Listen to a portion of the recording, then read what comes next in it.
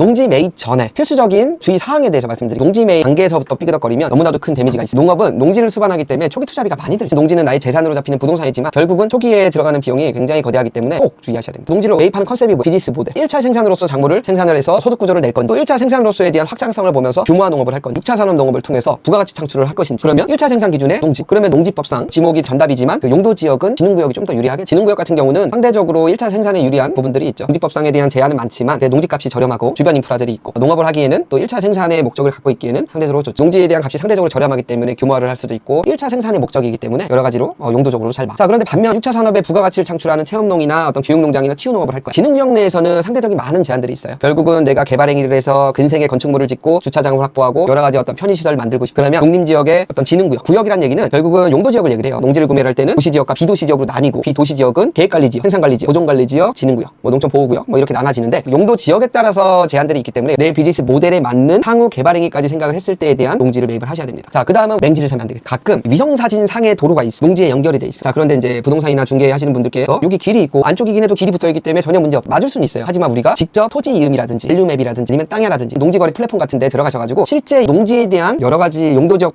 지목, 맹지 여부를 확인하셔야 됩니다. 소폭, 도로 이렇게 되어 있는 거 아니고 맹이라고 되어 있는 거는 무조건 맹지입니다. 위성사진 내에서 도로가 있든 전혀 상관없어요. 결국은 개발행위도 못하고 도로가 진입돼 있지 않기 때문에 그 앞에 농가 옆에 농가 주인이 바뀌었을 진입로가 없어지는 경우도 있습니다. 정리해드리면 수익 모델에 따른 용도지역, 계획관리, 생산관리, 보존관리, 지능구역, 그리고 농지, 또한 용도지역과 관계없이 지목상 건밭, 과수, 목장 안에서 토지 이음, 밸류맵, 땅이야 이런 것들을 들어가 봤을 때 그 필지가 맹으로 되어 있는지 이 부분을 꼭 확인을 하시라는 얘기예요.